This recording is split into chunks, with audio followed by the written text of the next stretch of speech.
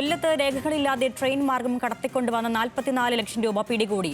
Punalur RPFും railway പോലീസും ചേർന്നാണ് പണം കണ്ടെത്തിയത്. മധുര വിരുദാനഗർ സ്വദേശികളായ സുഡലൈ മുത്തു, അളകപ്പൻ എന്നിവരാണ് പിടിയിലായത്.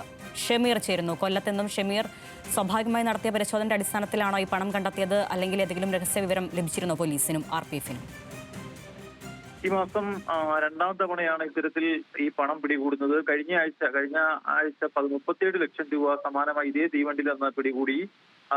ഈ തീവണ്ടി പുലർച്ചയോടുകൂടിയാണ് എത്തുന്നത്. ചെന്നൈയിൽ നിന്നും കൊല്ലത്തേക്ക് വരുന്ന തീവണ്ടിയാണ്. ഈ തീവണ്ടിയിൽ ഇത്തരത്തിൽ പണം കടത്തുന്നത് സ്ഥിരമായി പതിവാക്കിയ ആളുകളുണ്ട്. അത്തരത്തിൽ ഈ പണം കടത്തുന്ന കാരിയർമാരെയാണ് ഇപ്പോൾ പിടികൂടിക്കുന്നതെന്നാണ് RPFും പോലീസും റെയിൽവേ പോലീസും വ്യക്തമാക്കുന്നത്. ഇവരെ കയ്യിൽ നിന്നും 47 ലക്ഷം രൂപ പിടികൂടിയിട്ടുണ്ട്. ഇത് മധുരയിൽ നിന്നാണ് ഈ പണം കേരളത്തിലേക്ക് കൊണ്ടുവന്നതെന്ന് അവർ പറയുന്നു. പക്ഷേ ആർക്ക് നൽകാനോ എവിടേക്ക് കൊണ്ടുപോകാനോ എന്നുള്ള കാര്യത്തിൽ വ്യക്തതയില്ല.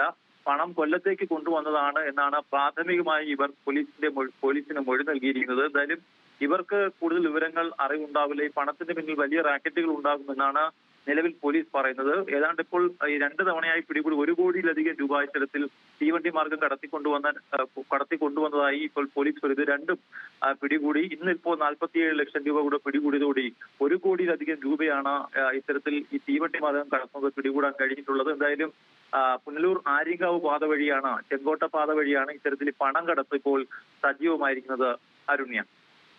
ശരി, കൊല്ലത്ത് നിന്ന് ഷമീർ അബ്ദുള്ളാണ് വിവരങ്ങൾ നൽകിയത്.